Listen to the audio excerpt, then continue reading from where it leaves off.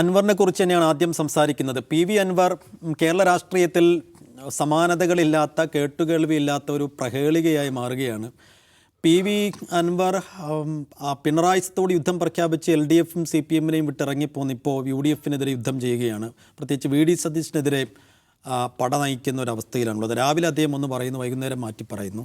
രാവിലെ ഇന്ന് അദ്ദേഹം പറഞ്ഞത് മത്സരിക്കാൻ താല്പര്യമില്ല, പണമില്ല എന്നായിരുന്നു. ഇന്ന് വൈകുന്നേരം അദ്ദേഹം പറയുന്നത് മത്സരിക്കണമെന്ന് സാധാരണ ജനങ്ങൾ വല്ലാതെ ആവശ്യപ്പെടുന്നുണ്ട്, സാമ്പത്തിക സഹായമൊക്കെ വാഗ്ദാനം ചെയ്യുന്നതുകൊണ്ട് ചിലപ്പോൾ മത്സരിച്ചേക്കും. ഒന്നിലും ഒരു വ്യക്തതയില്ലാതെ നിൽക്കുന്ന PV അൻവറിൻ്റെ അടുത്ത നീക്കം എന്തായിരിക്കും? അത് ഏത് മുന്നണിയായിരിക്കും ബാധിക്കാൻ പോകുന്നത് എന്ന് സംസാരിക്കണം. ആദ്യം നൗഫൽ, എന്താണ് അൻവറിൻ്റെ ഏറ്റവും പുതിയ നീക്കം കണ്ടിട്ട് തോന്നുന്നത്? അദ്ദേഹം ഒരു വലിയ നിന്നുകൊണ്ട് ഗോതയിലേക്ക് ഇറങ്ങി ഒരു മണ്ടത്തരം കാണിക്കുമെന്ന് തോന്നുന്നുണ്ടോ? ഇപ്പം ഇന്നലെ വരെ ഇതിപ്പം ആരാദ്യം പറയുന്നുള്ളൊരു ചോദ്യമായിരുന്നു. അതായത് അൻവറിനെ ഞാൻ സർവാത്മന സ്വീകരിച്ചിരിക്കുന്നു, ഷൗക്കത്തിനെ സർവാത്മന സ്വീകരിച്ചിരിക്കുന്നു, ഷൗക്കത്ത് ഇവിടെ ജയിക്കേണ്ട സ്ഥാനാർത്ഥിയാണെന്നൊക്കെ UDFൻ്റെ സ്ഥാനാർത്ഥിയെ അംഗീകരിച്ചുകൊണ്ട് അൻവർ പറയും. അതാണ് അൻവർ പറയേണ്ടത്. അപ്പോൾ അൻവറിൻ്റെ കാര്യം പരിഗണിക്കാമെന്നായിരുന്നു. പക്ഷേ അൻവറിൻ്റെ നിലപാട് എന്താണ്? എന്നെ UDFലേക്ക് എടുത്തു, അല്ലെങ്കിൽ UDFൻ്റെ അസോസിയേറ്റ് മെമ്പറാക്കിയെന്ന് അവിടെ നിന്നുള്ള പ്രഖ്യാപനം വരണം, അപ്പോൾ ഞാൻ പറയാമെന്നുള്ളതായിരുന്നു. ഇതിപ്പോൾ രണ്ടുപേരും ആരാദ്യം പറയുമെന്ന് പറഞ്ഞിങ്ങനെ നിൽക്കുകയായിരുന്നു. പക്ഷേ ഇന്ന് അതിൽ കുറച്ച് മാറ്റങ്ങൾ വന്നു. ഇന്നലത്തെ UDF യോഗത്തിന് ശേഷം ഇദ്ദേഹത്തെ അസോസിയേറ്റ് മെമ്പർ ആക്കാം എന്നുള്ളൊരു രീതിയിലുള്ള പ്രഖ്യാപനം അടൂർ പ്രകാശിൻ്റെ ഭാഗത്തുനിന്നുണ്ടായി. പക്ഷേ ഇന്നത്തെ അൻവറിൻ്റെ പ്രതികരണം വെച്ച് നോക്കുമ്പോൾ ഇനി അൻവർ UDFലേക്ക് പോകാനുള്ള സാധ്യതയും ഞാൻ കാണുന്നില്ല. ഇനി അൻവർ എത്ര ആഗ്രഹിച്ചാലും UDFലേക്ക് അൻവറിനെ എടുക്കുമെന്നും എനിക്ക് തോന്നുന്നില്ല.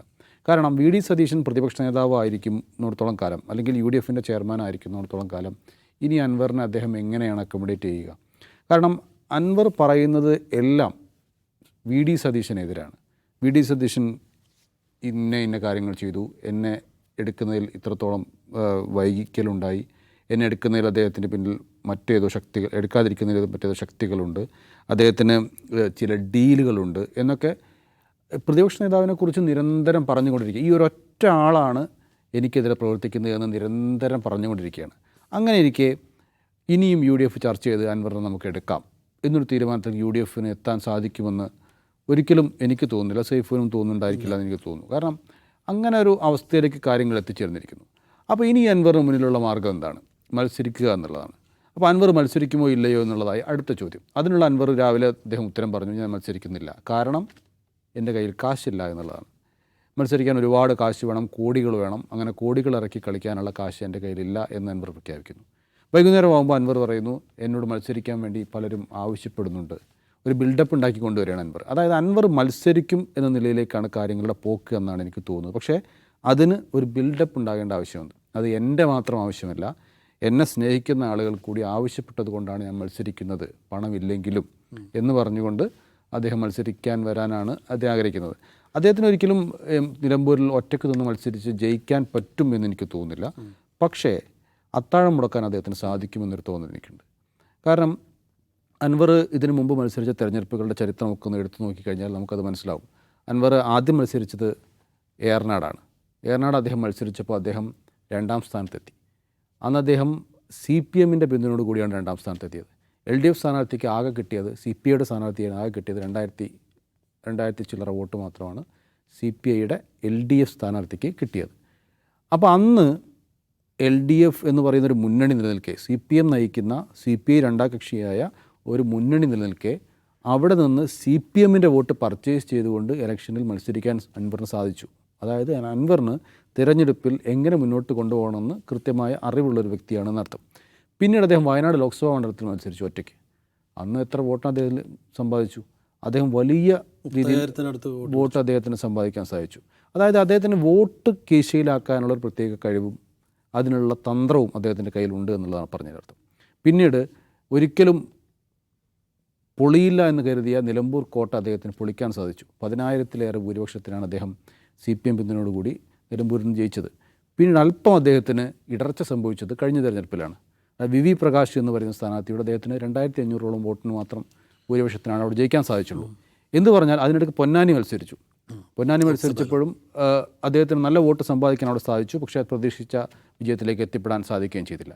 ഏതായാലും അദ്ദേഹത്തിന് ജയിച്ച് പരിചയമുണ്ട്, തോറ്റു പരിചയമുണ്ട്, വോട്ടുകൾ ഒരുപാട് സമ്പാദിച്ച് പരിചയമുണ്ട്. അപ്പോൾ ഇതെല്ലാം വെച്ച് നിലമ്പൂരിലെ അദ്ദേഹത്തിൻ്റെ ആശ്രിതരായ ഒരുപാട് ആളുകൾ നിലനിൽക്കുന്ന സാഹചര്യത്തിൽ അദ്ദേഹം ഉയർത്തിപ്പിടിക്കുന്ന, അദ്ദേഹം ഏത് വോട്ടാണ് അദ്ദേഹം ഉന്നം വെക്കുന്നത്, ന്യൂനപക്ഷ വോട്ട് അദ്ദേഹം ഉന്നം വെക്കുന്നുണ്ട്. അതുകൊണ്ടാണ് അദ്ദേഹത്തിൻ്റെ എല്ലാ വാർത്താ സമ്മേളനത്തിലും അദ്ദേഹം എന്തുകൊണ്ട് CPM നിന്ന് ഇറങ്ങി അല്ലെങ്കിൽ MLA സ്ഥാനം രാജിവെച്ചു എന്ന് വ്യക്തമാക്കാൻ എല്ലാ വാർത്താ സമ്മേളനത്തിലും അദ്ദേഹം അതിൻ്റെ സിംഹഭാഗവും ഉപയോഗിക്കുന്നത് അതിനാണ്. അതായത് അജിത് കുമാറിനെതിരായ പോരാട്ടം, പിണറായി സത്തിനെതിരെ എന്ന് പറയുന്ന പോരാട്ടം, ഇത്തരം പോരാട്ടങ്ങളെക്കുറിച്ച് പറയും, വർഗീയതയ്ക്കെതിരെയും സംഘപരിവാർ ബാന്ധവത്തെക്കുറിച്ചൊക്കെ സംസാരിക്കുകയും ചെയ്യുന്നത് എന്തിനാണ്? ഈ ന്യൂനപക്ഷ വോട്ട് പ്രതീക്ഷിച്ചുകൊണ്ടാണ്. അതോടൊപ്പം തന്നെ അദ്ദേഹം മലയോര കർഷകരുടെ പ്രശ്നങ്ങളെക്കുറിച്ച് വളരെ വൈകാരികമായി അദ്ദേഹം സംസാരിക്കുകയും ചെയ്യുന്നുണ്ട്. ആ പ്രശ്നവും അദ്ദേഹം എടുത്തിടുന്നു. ഇത് രണ്ടും വോട്ടായി മാറാവുന്ന ഒരു മണ്ഡലമാണ് നിലമ്പൂർ. ഈ വോട്ടെല്ലാം എൻ ബ്ലോക്കായി അദ്ദേഹത്തിന് ലഭിക്കുമെന്നല്ലേ പറയുന്നത്. അവിടെ നിന്ന് ഒരുപാട് വോട്ട് അദ്ദേഹത്തിന് സമ്പാദിക്കാൻ സാധിക്കും. അങ്ങനെ അദ്ദേഹം ഒരു 25,000-ലധികം വോട്ടെങ്കിലും സമ്പാദിക്കുക എന്നുള്ളതാണ് അദ്ദേഹം ലക്ഷ്യമിടുന്നതെന്നാണ് ഞാൻ മനസ്സിലാക്കുന്നത്. അൻവർ എന്ന് പറയുന്ന വ്യക്തിക്ക് ജയിക്കണമെന്നുള്ള ആഗ്രഹമൊക്കെ ആയിരിക്കും അദ്ദേഹത്തിനുണ്ടാവും. പക്ഷേ എനിക്ക് തോന്നുന്നത് മാക്സിമം അദ്ദേഹത്തെ സംഘടിപ്പിക്കാൻ സാധിക്കുക 10,000-ന് മുകളിൽ വോട്ടാണ്. പക്ഷേ അദ്ദേഹം പ്രതീക്ഷിക്കുന്ന 25,000 വോട്ടാണ്. അപ്പോൾ ഈ 10,000 വോട്ട് അൻവർ പിടിച്ചാൽ അത് ആരെയാണ് ബാധിക്കുക എന്നുള്ളതാണ് ചോദ്യം. ആ ചോദ്യത്തിന് ഉത്തരം കണ്ടെത്തുമ്പോഴാണ് ഈ തെരഞ്ഞെടുപ്പിലെ യഥാർത്ഥ ചിത്രം വ്യക്തമാകുകയുള്ളൂ. അപ്പം കോൺഗ്രസ് കണക്ക് കൂട്ടുന്നത് ഈ അൻവർ പിടിക്കുന്ന ഓരോ വോട്ടും നേരത്തെ അൻവറിന് ലഭിച്ച വോട്ടുകളാണ്, UDFന് ലഭിക്കേണ്ട വോട്ടുകളല്ല എന്നുള്ളതാണ് അവരുടെ കാൽക്കുലേഷൻ. അങ്ങനെ നോക്കുമ്പോൾ ആര്യാടൻ ഷൗക്കത്തിന് എതിരായ കുറച്ച് വോട്ടുകൾ വരാനുണ്ട്, കോൺഗ്രസിൽ നിന്ന് വരാനുണ്ട്, ആ നാട്ടുകാരെന്ന കുറേ വരാൻ. ആ വോട്ടുകൾ സ്വരാജിന് പോകാതെ അത് അൻവറിന് പോവുകയും അങ്ങനെ അത് ആര്യാടൻ ഷൗക്കത്തിന് ഗുണം ചെയ്യുമെന്നുള്ള കാൽക്കുലേഷനൊക്കെ കോൺഗ്രസിൻ്റെ ഭാഗത്തുണ്ട്. അങ്ങനെ പല രീതിയിലാണ് കാൽക്കുലേഷൻസ് മുന്നോട്ട് പോകുന്നത്. ഏതായാലും നമുക്ക് മൊത്തത്തിൽ നോക്കുമ്പോൾ ഒരു കാര്യം മനസ്സിലാവും, അൻവറിൻ്റെ സ്ഥാനാർത്ഥിത്വം എന്ന് പറഞ്ഞാൽ അത് വന്നു കഴിഞ്ഞാൽ അൻവറിന് പ്രത്യേകിച്ച് ഗുണമൊന്നുമില്ല, പക്ഷേ അത് കോൺഗ്രസിന് തിരിച്ചിട്ടുണ്ടാകാനുള്ള സാധ്യതയാണ് ഞാൻ കാണുന്നത്. ശരി, അജിംസ്, ഈ അൻവറിൻ്റെ കാര്യത്തിൽ KPC അധ്യക്ഷൻ സണ്ണി ജോസഫിന് ഒരേ നിലപാടാണ്, അടൂർ പ്രകാശിനും ഭിന്നമായ നിലപാടല്ല, കെ മുരളീധരനും അതേ നിലപാട് ആവർത്തിക്കുന്നു, സതീശനും അതേ നിലപാട്. എന്തുകൊണ്ടായിരിക്കും സതീശനെ മാത്രം ഒറ്റയിട്ട് അൻവർ ആക്രമിക്കുന്നത്? ഈ ചർച്ചകൾ അല്ലെങ്കിൽ പരാജയപ്പെട്ടു പോകുന്നതിൻ്റെ ഒരു പോയിന്റ് എന്തായിരിക്കും? അൻവറിൻ്റെ ഓരോ വാർത്താ സമ്മേളനത്തിൽ അദ്ദേഹം പുതിയ തിയറികളാണ് കൊണ്ടുവരാറ്. ഇപ്പോൾ സതീശൻ ഒറ്റയാളാണ് എന്നെ UDFൽ എടുക്കാത്തതിന് കാരണം അദ്ദേഹം മുമ്പ് പല വാർത്താ സമ്മേളനം പറഞ്ഞിട്ടുണ്ട്. ഇന്ന് പറഞ്ഞാൽ അങ്ങനെയല്ല. ഞാൻ അദ്ദേഹത്തെ കുറ്റപ്പെടുത്തുന്നില്ല. അദ്ദേഹം ഒരു ഡീലിൻ്റെ ഭാഗമാണ്. അദ്ദേഹത്തിന് മുന്നിൽ മറ്റു ചിലരുണ്ട്. അതായത് സതീശൻ വ്യക്തിപരം എടുക്കുന്ന കാര്യമല്ല, വേറെ എന്തൊക്കെയോ ഡീലിൻ്റെ ഭാഗമായിട്ടും മറ്റു ചിലരുടെ സമ്മർദ്ദ ഫലങ്ങളാലും സതീശൻ അദ്ദേഹത്തെ അകത്തേക്ക് കയറ്റുന്നില്ല. അതാണ് അദ്ദേഹത്തിൻ്റെ ഒരു ഇന്നത്തെ തിയറി. ഇന്ന് രാവിലത്തെ തിയറിയല്ല ഉച്ച കഴിഞ്ഞുള്ള തിയറി. രാവിലത്തെ തിയറി ഞാൻ മത്സരിക്കുന്നില്ല, എൻ്റെ കയ്യിൽ പണമില്ല, PV അൻവർ മാധ്യമങ്ങളുടെ മുമ്പിൽ എൻ്റെ കയ്യിൽ 10,000 രൂപ പോലും ഇല്ല എന്നൊക്കെ പറയുമ്പോൾ എൻ്റെ ഷർട്ട് ഇസ്തിരി ഇടാനുള്ള കാശ് പോലും ഞാൻ പിശുക്കി ആൾക്കൂട് അങ്ങനെയൊക്കെ പറയുമ്പോൾ ഉണ്ടാകുന്നൊരു പ്രശ്നം. PV അൻവർ എന്ന് പറയുന്ന രാഷ്ട്രീയ നേതാവിന് കേരളത്തിലുള്ള ഇമേജ് അദ്ദേഹം ഒരു മുതലാളിയായ രാഷ്ട്രീയക്കാരൻ എന്നുള്ളതാണ്, പണക്കാരനാണ്. അതുകൊണ്ട് അദ്ദേഹം അഴിമതി ചെയ്യില്ല, അഴിമതി ചെയ്യേണ്ട കാര്യമില്ല, അദ്ദേഹത്തിന് ഇഷ്ടംപോലെ പൈസയുണ്ട്. മറ്റൊന്ന്, അദ്ദേഹത്തിൻ്റെ പണം തന്നെ ഉപയോഗിച്ച് അദ്ദേഹം സാമൂഹ്യ പ്രവർത്തനം, രാഷ്ട്രീയ പ്രവർത്തനം നടത്തുന്ന ആളാണ്. ഇതാണ് അദ്ദേഹത്തിൻ്റെ ഇമേജ്. അയാളിൽ പൈസ ഇല്ല എന്ന് പറഞ്ഞു കഴിഞ്ഞാൽ പിന്നെ അദ്ദേഹത്തിന് സമൂഹത്തിന് മുമ്പിലുള്ള വാല്യൂ എന്താണ്? അങ്ങനെ ഒന്നുണ്ടല്ലോ, ദാരിദ്ര്യത്തിലാണ്. ഇനി നാട്ടുകാരുടെ ക്രൗഡ് ഫണ്ടിങ് ഉപയോഗിച്ച് അദ്ദേഹം തെരഞ്ഞെടുപ്പിനെ നേരിടണമെന്ന് പറയുമ്പോൾ അങ്ങനെയൊക്കെ പറയുമ്പോഴുള്ള പ്രശ്നമാണ്. ചിലപ്പോൾ ഉള്ളതായിരിക്കാം, അദ്ദേഹം കടുത്ത സാമ്പത്തിക പ്രതിസന്ധി ആയിരിക്കാം. എങ്കിൽ പോലും അങ്ങനെ വിളിച്ചു പറയുമ്പോഴുള്ള ഒരു പ്രശ്നം വെച്ചാൽ അത് വലിയ സഹതാപതരംഗം അല്ല ഉണ്ടാക്കുക. അദ്ദേഹത്തിന് നിലവിലുള്ളൊരു മാർക്കറ്റ് ഇടിയാണ്, പൊളിറ്റിക്കൽ മാർക്കറ്റ് ഇടിയാണ് ചെയ്യുന്നതാണ് എനിക്ക് തോന്നിയത്. രണ്ടാമത്തെ കാര്യം, ഇന്ന് രാവിലെ അദ്ദേഹം മത്സരിക്കുന്നില്ല എന്ന് പറഞ്ഞു. അല്പം മുമ്പ് അദ്ദേഹം ഉച്ച കഴിഞ്ഞുകൊണ്ട് പറഞ്ഞു ഞാൻ മത്സരിക്കുന്നില്ല എന്നല്ല പറഞ്ഞത്, മത്സരിക്കാൻ പണമില്ല എന്നാണ്. അപ്പോൾ ആളുകൾ ഇങ്ങനെ സമ്മർദ്ദം ചെലുത്തുവാണ് പണം തന്ന് എന്നാണ് പറയുന്നത്. എനിക്ക് കിട്ടുന്ന ഒരു അറിവനുസരിച്ച് അൻവർ എന്തായാലും മത്സരിക്കും. അൻവർ മത്സരിക്കാനുള്ള ഫോമൊക്കെ തയ്യാറായിക്കൊണ്ടിരിക്കുകയാണ്. അത് ഉടനെ തന്നെ നോമിനേഷൻ കൊടുക്കാനാണ് സാധ്യത. അതിൻ്റെ ഒരു കാരണം, ഈ അൻവറിൻ്റെ UDF പ്രവേശം പല കാരണങ്ങളാൽ കോംപ്ലിക്കേറ്റഡ് ആണ്. അത് എങ്ങനെ കോംപ്ലിക്കേറ്റഡ് ആണെന്ന് ചോദിച്ചാൽ, അൻവറിനെ UDFലേക്ക് എടുക്കണ്ട എന്നൊരു തീരുമാനം UDFൽ ഒരു കക്ഷിക്കുമില്ല, കോൺഗ്രസിനും ഇല്ല, മുസ്ലിം ലീഗിനും ഇല്ല, ഒന്നുമില്ല. അൻവർ കൂടെ നിൽക്കുന്നത് നല്ലതാണ് എന്ന് ഉറച്ചു വിശ്വസിക്കുന്നവരാണ് UDFയിലെ എല്ലാ ഘടകകക്ഷികളും. അത് തുറന്നു പറയുന്നുണ്ട് അവർ. കാരണം അൻവർ ഉയർത്തുന്ന രാഷ്ട്രീയ സ്റ്റാൻഡും UDFിൻ്റെ രാഷ്ട്രീയ സ്റ്റാൻഡും ഒന്നാണ്, പിണറായി എതിർക്കുക എന്നുള്ളതാണ്. ആ അർത്ഥത്തിൽ അവർ രണ്ടുപേരും ഒന്നായി നിൽക്കുന്ന ആൾക്കാരാണ്. പക്ഷെ പ്രശ്നം അൻവറിൻ്റെ സ്ഥിരതയില്ലായ്മയാണ്. ഇപ്പോൾ ഡൊണാൾഡ് ട്രംപിനെ പറ്റി നമ്മൾ പറയുമല്ലോ, അൺപ്രഡിക്റ്റബിൾ ആണെന്ന് പറയില്ല, അതുപോലെ തന്നെ അൻവറിനെ പറ്റിയും പറയാം, അൺപ്രഡിക്റ്റബിൾ ആണ് അദ്ദേഹത്തിൻ്റെ പെരുമാറ്റം. ഇപ്പോൾ ഞാനിപ്പോൾ ഒരു കമ്പനിയിൽ ജോലിക്ക് വേണ്ടി ഞാൻ ഒരു ആപ്ലിക്കേഷൻ കൊടുക്കുകയാണ്.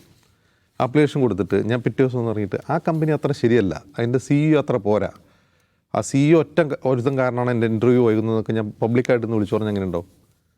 അതേ പ്രശ്നമല്ലേ, ഇതൊരു മുന്നണിയിൽ കയറാൻ പോവാണ്. നമ്മളൊരു മുന്നണിയിൽ കയറുമ്പോൾ അവരോട് ആ മുന്നണിയോട് കാണിക്കേണ്ട ഒരു അടിസ്ഥാന മര്യാദയുണ്ട്. ആ അടിസ്ഥാന മര്യാദ എന്താണ്? ഞാൻ ആ മുന്നണിയുടെ രാഷ്ട്രീയത്തിൽ എനിക്ക് അഭിപ്രായ വ്യത്യാസങ്ങളൊക്കെ ഉണ്ടെങ്കിലും ഞങ്ങളൊരു കോമൺ കോഴ്സിൽ ഒരുമിച്ച് നിൽക്കാൻ തീരുമാനിക്കുന്നു. അതൊരു മാന്യമായ വർത്താനാണ്.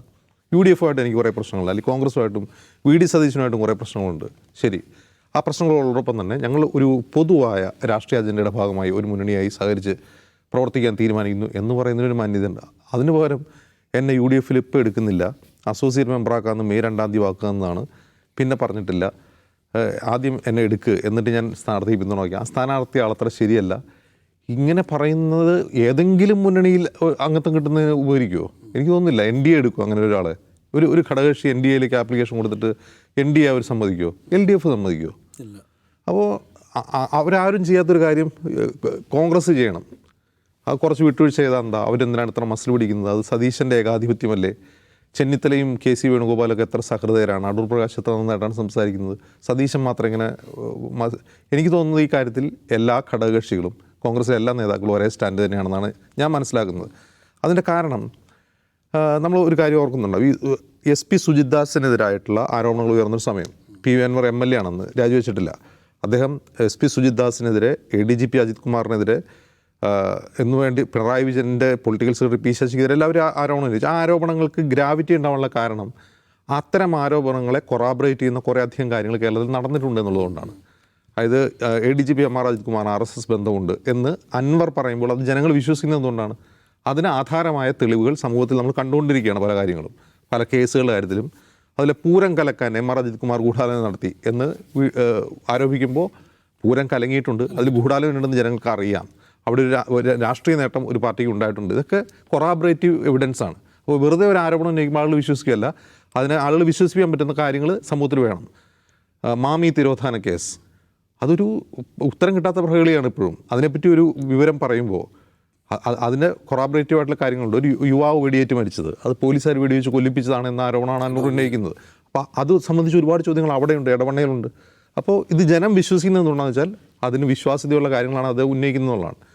അതേസമയം SP സുജിത് ദാസിനെതിരെ ഒരു ആരോപണം ഉന്നയിച്ചിട്ട് അതൊരു ഓഡിയോ കോൾ പുറത്തു വിട്ടു. ഒരു രാഷ്ട്രീയ പ്രവർത്തകൻ ഒരിക്കലും ചെയ്യാൻ പാടില്ലാത്ത കാര്യമാണ്. ഒരു മാധ്യമം ചെയ്യുന്ന പോലെയല്ല. ഇപ്പോൾ ഒരു മാധ്യമ പ്രവർത്തകർ ഒരു രഹസ്യ ഓഡിയോ സന്ദേശം പുറത്തു വിടുക എന്ന് പറഞ്ഞാൽ അതൊരു മാധ്യമങ്ങൾക്ക് വേറെ വഴിയില്ല. ചില വിവരങ്ങൾ പുറത്തുവിടാൻ, ചില ദൃശ്യങ്ങൾ, ഓഡിയോകളൊക്കെ പുറത്തു വിടണം, എന്നാലും ആ വാർത്തയെ കൊറാബറേറ്റ് ചെയ്യാൻ പറ്റൂ. പക്ഷേ ഒരു രാഷ്ട്രീയ പ്രവർത്തകന് ഒരു ആരോപണം, ഒരു പരാതി ഉന്നയിക്കുമ്പോൾ സ്വകാര്യ വീഡിയോ സംഭാഷണങ്ങൾ പുറത്തുവിടുക എന്നുള്ളത് ഉചിതമായ നടപടിയല്ല. അങ്ങനെ ചെയ്യുന്ന ഒരാൾ ഭാവിയിലും അത് ചെയ്യാൻ സാധ്യത ഉണ്ടാവുമല്ലോ. അങ്ങനെ ചെയ്യുന്ന ഒരാൾ തനിക്ക് വരുന്ന എല്ലാ കോളും റെക്കോർഡ് ചെയ്ത് വയ്ക്കുന്നുണ്ടാവുമല്ലോ. അങ്ങനെ കോൾ റെക്കോർഡ് ചെയ്ത് വച്ചിട്ട് ഒരുതരം ബ്ലാക്ക് മെയിലിംഗ് സ്വഭാവത്തിൽ പ്രവർത്തിക്കുന്ന ഒരാളാണ് അൻവർ എന്നൊരു തോന്നൽ ചിലപ്പോൾ ഒരുപക്ഷെ UDF ഉണ്ടാകാം. ഇന്ന് പറയുന്നത് നാളെ ഞാൻ പുറത്തു വിട്ടേക്കും എന്നുള്ള ഭയത്തിൽ അത് വച്ചിട്ട് ഭീഷണിപ്പെടുത്തി UDF പ്രവേശനം സാധ്യമാക്കുക, എന്നെ ഇപ്പം തന്നെ കയറ്റണം എന്ന് പറയുക. ഇത് പിന്നീട് ആ മുന്നണിയിൽ ഉണ്ടാക്കുന്ന പ്രശ്നമാണെന്ന് ആലോചിച്ചു. ഇപ്പം തന്നെ ഒരു അസോസിയേറ്റ് മെമ്പറായിട്ട് തന്നെ അൻവറിനെ എടുത്തുവെന്ന് കരുതുക. ഈ ഇലക്ഷൻ കഴിഞ്ഞു, ഇനി വരാൻ പോകുന്ന പഞ്ചായത്ത് ഇലക്ഷനാണ്. ഇതുവരെ നമ്മൾ ഈ കഴിഞ്ഞ മെയ് മാസത്തിൽ കണ്ട അൻവറിൻ്റെ ബിഹേവിയറാണ് ഇനി വരാൻ പോകുന്നതെങ്കിൽ UDFൻ്റെ അവസ്ഥ എന്തായിരിക്കും? അത് കഴിഞ്ഞ് അസംബ്ലി ഇലക്ഷൻ വരാൻ പോവാണ്. അൻവർ എന്ന് പറയുന്ന ഒരൊറ്റ ഹെഡേക്ക് കൊണ്ട് അവർ ഈ 2 ഇലക്ഷൻ താണ്ടേണ്ടി വരും. അപ്പോൾ അതിലും ഭേദം എന്താണ്? നിലവിൽ പുറത്ത് നിൽക്കുന്ന ഒരാൾ LDFൻ്റെ ഉപോൽപ്പന്നമായ ഒരാൾ, അതാണല്ലോ LDFൻ്റെ ഒരു ഉപോൽപ്പന്നമാണ് PV അൻവർ. അത് LDFൻ്റെ തലവേദനയാണ് എന്നാണ് UDFകാർ പറയുന്നത്. നമ്മുടെ തലവേദനയല്ല, LDFൻ്റെ തലവേദനയാണ്. ഇനി അൻവർ നാളെ മത്സരിക്കുകയാണ്. അൻവറിനെ സംബന്ധിച്ച് വളരെ എന്താണ് പറയുക, ഒരു ലോങ് ടൈം ഇമ്പാക്റ്റ് ഉണ്ടാക്കാൻ പോകുന്നതാണ് നിലമ്പൂർ ഉപതെരഞ്ഞെടുപ്പ് എന്ന് പറയാം. അതിൻ്റെ കാരണം അദ്ദേഹം മത്സരിച്ചാൽ ആ മത്സരത്തിൻ്റെ ഫലം അദ്ദേഹം ജയിക്കുക എന്നുള്ളതായിരിക്കണമല്ലോ. അത് ഒരിക്കലും ജയിക്കാൻ പോകുന്നില്ല. അത് അൻവറിനും അറിയാം, അവിടുത്തെ വോട്ടർമാർക്കും അറിയാം. അദ്ദേഹം ഒറ്റയ്ക്ക് ജയിക്കാനൊന്നും പോകുന്നില്ല. പിന്നെ അദ്ദേഹം തോൽപ്പിക്കണം. ആരെ തോൽപ്പിക്കണം? അത് പിണറായി സത്തെ തോൽപ്പിക്കണോ, അതല്ല ആര്യാടൻ ഷൗക്കത്തിനെ തോൽപ്പിക്കണോ? പിണറായി സത്ത് എന്ന് പറയുന്നത് സ്വരാജിനെ തോൽപ്പിക്കണോ, അതോ ആര്യാടനെ തോൽപ്പിക്കണോ? ആര്യാടനെ തോൽപ്പിച്ചാലേ അൻവറിന് പിന്നെ നിലനിൽപ്പുള്ളൂ. അതായത് അൻവർ ഇതുവരെ പറഞ്ഞുകൊണ്ടിരുന്ന എന്താണ്, ഞാൻ പിണറായി സത്ത് തോൽപ്പിക്കാനാണ്, LDF എന്ന് അറിയുന്നതാണ്. ഇനി അദ്ദേഹം മത്സരിക്കുകയാണെങ്കിൽ സ്വരാജിനെ തോൽപ്പിച്ചുകൊണ്ട് അദ്ദേഹത്തിന് ഒരു നേട്ടം ഉണ്ടാകാൻ പോകുന്നില്ല. അദ്ദേഹം മത്സരിച്ച് സ്വരാജ് തോറ്റുപോയി എന്ന് വെച്ചാൽ അവിടെ ഒന്നും സംഭവിക്കാനില്ല. ആര്യാടൻ ജയിക്കുകയാണെന്ന് വെച്ചാൽ അൻവറിനും ഒന്നും കിട്ടാനില്ല, ആർക്കും ഒന്നും കിട്ടാനില്ല. അവിടെ ആര്യാടൻ ജയിച്ചു എന്ന് മാത്രമേ ഉള്ളൂ. അതേസമയം ആര്യാടൻ ഷൗക്കത്ത് തോക്കുവാണെങ്കിലോ, ആര്യാടൻ ഷൗക്കത്ത് തോറ്റാലേ പിന്നീട് അദ്ദേഹത്തിന് എന്തൊരു വിലപേശ ശേഷി കിട്ടൂ. അതിന് ആര്യാടൻ ഷൗക്കത്തിനെ തോൽപ്പിക്കാൻ എന്ത് വേണം? ആര്യാടൻ ഷൗക്കത്തിൻ്റെ വോട്ട് പിടിക്കണം, വോട്ട് കാർന്നെടുക്കണം. അൻവറിൻ്റെ ഇതുവരെയുള്ള തെരഞ്ഞെടുപ്പ് എടുത്ത് നോക്കുക. ഇപ്പോൾ ഏറനാട്ടിൽ മത്സരിച്ചാണെങ്കിലും നൗഫൽ പറഞ്ഞു, വയനാട് പാർലമെൻറ്റ് സീറ്റിൽ മത്സരിച്ചാണെങ്കിലും, പൊന്നാനിയിൽ മത്സരിച്ചാണെങ്കിലും, നിലമ്പൂർ മത്സരിച്ചാണെങ്കിലും അദ്ദേഹം മത്സരിക്കുന്ന LDF സ്ഥാനാർത്ഥിയായിട്ടാണ്, അല്ലെങ്കിൽ LDF വോട്ടുകൾ ലക്ഷ്യമാക്കിയാണ്. ഏറനാട്ട് മത്സരിച്ച് അദ്ദേഹം LDF വോട്ടിൽ ലക്ഷ്യമാക്കിയാണ്. ആ വോട്ടാണ് അദ്ദേഹം പിടിക്കുന്നത്. നിലമ്പൂർ മത്സരിക്കുമ്പോൾ അദ്ദേഹം ഏത് വോട്ടാണ് കാർവ് ചെയ്യുക? അദ്ദേഹത്തിൻ്റെ ട്രഡീഷണൽ വോട്ട് ബാങ്ക് എന്ന് പറയുന്നത് LDF വോട്ടുകളാണ്. അത് പിളർത്തുകയാണോ അദ്ദേഹം ചെയ്യുക? അതല്ല ഇനി UDFൻ്റെ വോട്ട് പിടിക്കുകയാണോ ചെയ്യുക? ഇനി വേറൊരർത്ഥത്തിൽ UDFകാർ അദ്ദേഹത്തിന് വോട്ട് ചെയ്തേക്കാം. അതാരാണ്? ഇപ്പോൾ മുമ്പ് നൗഫൽ സൂചിപ്പിച്ചതുപോലെ ആര്യാടൻ ഷൗക്കത്തിനോട് വിരോധമുള്ള വോട്ടുകളുണ്ടാവും. സ്വാഭാവികമായിട്ട് ആര്യാടൻ ഷൗക്കത്തിന് വോട്ട് ചെയ്യേണ്ട എന്ന് തീരുമാനിക്കുന്ന, എന്നാൽ UDFന് വോട്ട് ചെയ്യുന്ന UDF വോട്ടർമാരുണ്ടാവും. കാരണം ഇപ്പോൾ ഉള്ള സ്ഥാനാർത്ഥികളിൽ ആര്യാടൻ ഷൗക്കത്തിനുള്ള ഒരു ഡ്രോബാക്ക് എന്ന് പറഞ്ഞാൽ അദ്ദേഹത്തോട് മുസ്ലിം ലീഗ് ഒരു കാലത്ത് അകൽച്ച പാലിച്ചിരുന്നു, അദ്ദേഹത്തോടും അദ്ദേഹത്തിൻ്റെ പിതാവിനോടും. അതുകൊണ്ടൊരു ട്രഡീഷണൽ ആയിട്ടുള്ള മുസ്ലിം ലീഗ് വോട്ടേഴ്സ് ആര്യാടൻ ഷൗക്കത്തിന് വോട്ട് ചെയ്യണമെന്ന് തീരുമാനിക്കുന്ന ആൾക്കാരുണ്ടായേക്കാം. അങ്ങനെയുള്ള വോട്ടുകൾ ആര്യാടൻ ഷൗക്കത്ത് പിടിച്ചാൽ അതാർക്കാ ഗുണമാവുക? അത് ആര്യാടൻ ഷൗക്കത്തിന് തന്നെ ഗുണമാവുക. അല്ല, അൻവർ പിടിച്ചാൽ ആര്യാടൻ ഷൗക്കത്തിന് തന്നെ ഗുണമാവുക. സ്വരാജിനല്ല വോട്ട് പോകുന്നെന്ന് വരും. അപ്പോൾ യഥാർത്ഥത്തിൽ അൻവറിൻ്റെ സ്ഥാനാർത്ഥിത്വം എന്തിനു വേണ്ടിയാണെന്ന് അൻവറിന് തന്നെ വിശദീകരിക്കാൻ ബുദ്ധിമുട്ട് വരും. അൻവർ പോയിട്ട് ജനങ്ങളെ അഭിസംബോധന ചെയ്ത് പറയുകയാണ്, ഞാൻ ഇന്ന കാര്യത്തിനാണ് മത്സരിക്കുന്നത്. എന്ത് കാര്യത്തിന്? ആര്യാടൻ ഷൗക്കത്തിനെ തോൽപ്പിക്കാനോ? അതല്ല, പിണറായി സത്തെ എതിർക്കാൻ വേണ്ടി ഞാൻ മത്സരിക്കുകയാണ്, എന്നെ ജയിപ്പിക്കണമെന്ന് പറയുകയാണ്. അപ്പോൾ ആര്യാടൻ ഷൗക്കത്ത് എന്ന ചോദ്യം വരും. അപ്പോൾ യഥാർത്ഥത്തിൽ അദ്ദേഹം ഇപ്പോൾ ചെന്നുപെട്ടിരിക്കുന്ന ഒരു വല്ലാത്ത പ്രതിസന്ധിയിലാണ്. അത് പ്രതിസന്ധി ഇപ്പോൾ അദ്ദേഹം മത്സരിക്കാതിരുന്നാലും ഈ പ്രതിസന്ധിയുണ്ട്. അത് ഞാൻ മത്സരിക്കുന്നില്ല, പക്ഷേ അദ്ദേഹത്തിന് എന്ത് ചെയ്യേണ്ടി വരും? ആര്യാടൻ ഷൗക്കത്തിന് പിന്തുണ വയ്ക്കാൻ വേണ്ടി വരും. അങ്ങനെ ചെയ്യാൻ ഇപ്പോൾ അദ്ദേഹത്തിന് നിവൃത്തിയില്ല. അപ്പോൾ ഇതൊരു സ്വയം കൃതാനർത്ഥം ആണ് എന്നേ പറയാനുള്ളൂ. അതായത് കേരള രാഷ്ട്രീയത്തിലും ഇന്ത്യ രാഷ്ട്രീയത്തിലും എവിടെ നോക്കിയാലും രാഷ്ട്രീയത്തിൽ നമ്മൾ പാലിക്കേണ്ട ചില ഒരു മര്യാദകളുണ്ട്. നമ്മൾ ഇമ്പൾസ് അനുസരിച്ച് പെരുമാറുകയോ, ട്രംപിന് അതൊക്കെ പറ്റും, കാരണം ട്രംപ് ജയിച്ചു കഴിഞ്ഞിട്ടാണ് അങ്ങനെ പെരുമാറുന്നത്. പക്ഷേ അൻവറിനെ സംബന്ധിച്ച് അൻവർ ഒരു കോൺസ്റ്റിറ്റ്യുവൻസിൽ മാത്രം, ഒരു പ്രത്യേക മേഖലയിൽ മാത്രം സ്വാധീനമുള്ളൊരു നേതാവ് മാത്രമാണ്. സ്വയം താൻ ആരാണെന്ന് തിരിച്ചറിയുക എന്നുള്ളതാണ് പ്രധാനം. അങ്ങനെയുള്ള ഒരാൾ ഒരു മുന്നണിയിൽ, ഒരു സംസ്ഥാനത്തെ മുന്നണിയിൽ പ്രവേശിക്കാൻ ശ്രമിക്കുമ്പോൾ എങ്ങനെ പെരുമാറണം? തൻ്റെ വികാരത്തിനനുസരിച്ചോ ഇമ്പൾസ് അനുസരിച്ചോ ഒന്നുമല്ല പെരുമാറേണ്ടത്. അതിന് കുറച്ചുകൂടി തന്ത്രങ്ങൾ വേണം. നമ്മൾ തുടക്കം മുതൽ അൻവറിനെ വിലയിരുത്തി തുടങ്ങിക്കഴിഞ്ഞാൽ, അൻവർ തുടങ്ങി വെച്ചൊരു കലാപം ഉണ്ടല്ലോ, LDFിലിരിക്കുമ്പോൾ നടത്തിയ കലാപം, അതിൽ അദ്ദേഹം ഉയർത്തിവിട്ട ചോദ്യങ്ങൾക്ക് രാഷ്ട്രീയ ഗ്രാവിറ്റി ഉണ്ടായിരുന്നു. പക്ഷേ പിന്നീട് അദ്ദേഹം ചെയ്ത കാര്യങ്ങൾ മുഴുവൻ അബദ്ധങ്ങളാണ്. ഒന്ന്, LDFിൽ നിന്ന് MLA ആയി നിന്ന് ഒരു വിഷയം ഉന്നയിക്കുന്ന പോലെയല്ല, അതിൽ നിന്ന് പുറത്തിറങ്ങി രാജിവെച്ചിട്ടിറങ്ങി ഉന്നയിച്ചാലുള്ള പ്രശ്നം. ഒരു ക്രിട്ടിക്കൽ ഇൻസൈഡറായിട്ടിരുന്ന് LDFിൽ ഒരു വിഷയം ഉയർത്തുന്നതും അദ്ദേഹം ഒരു പക്ഷേ LDF ഇടാതെ MLA സ്ഥാനം രാജിവെക്കാതെ MLA ആയി തുടർന്നുകൊണ്ട് തന്നെ അദ്ദേഹം ഉയർത്തിയ വിഷയങ്ങൾ അത് ഫോളോ അപ്പ് ചെയ്തിരുന്നെങ്കിൽ അതിൻ്റെ ഇമ്പാക്റ്റ് എന്താവുമായിരുന്നു? ഇപ്പോൾ ഇതിനോടകം തന്നെ തൃശ്ശൂർ പൂരം കലങ്ങിയതിനെ സംബന്ധിച്ചും മാമി തിരോധന കേസും ഉൾപ്പെടെ, അതിൽ സ്വർണ്ണ പൊട്ടികൾ ഉൾപ്പെടെയുള്ള വിഷയങ്ങൾ അന്വേഷണം പുരോഗമിക്കുന്നതിൻ്റെ റിസൾട്ട് വരികയും ചെയ്തേനെ. കാരണം അകത്ത് നിൽക്കുന്ന അൻവറിനെ തൃപ്തിപ്പെടുത്തിയേ മതിയാവൂ ആഭ്യന്തര വകുപ്പിന്. പക്ഷേ പുറത്ത് നിൽക്കുന്ന അൻവറിനെ പുഷ്പം പോലെ തള്ളിക്കളയാൻ പറ്റും. അപ്പോൾ അദ്ദേഹം LDF വിട്ടിറങ്ങിയത് ഒന്നാമത്തെ അബദ്ധം, MLA സ്ഥാനം രാജിവെച്ചത് മറ്റൊരു അബദ്ധം, അദ്ദേഹം UDFിൽ ചേരാൻ ശ്രമിച്ചത് അബദ്ധം എന്ന് പറയാൻ കഴിയില്ല. അങ്ങനെ ചേരാമായിരുന്നു. പക്ഷേ ചേരുമ്പോൾ ആ മുന്നണി മര്യാദകൾ പാലിക്കാതെ പ്രവർത്തിച്ചത് മറ്റൊരു അബദ്ധം. ഇത് യഥാർത്ഥത്തിൽ അൻവർ എപ്പിസോഡ് എന്ന് പറയുന്നത് വരാൻ പോകുന്ന രാഷ്ട്രീയ പ്രവർത്തകരാകാൻ ആഗ്രഹിക്കുന്ന മുഴുവൻ മനുഷ്യർക്കും ഒരു ടെക്സ്റ്റ് ബുക്കാണ് എന്ത് ചെയ്യരുത് എന്ന കാര്യത്തിൽ.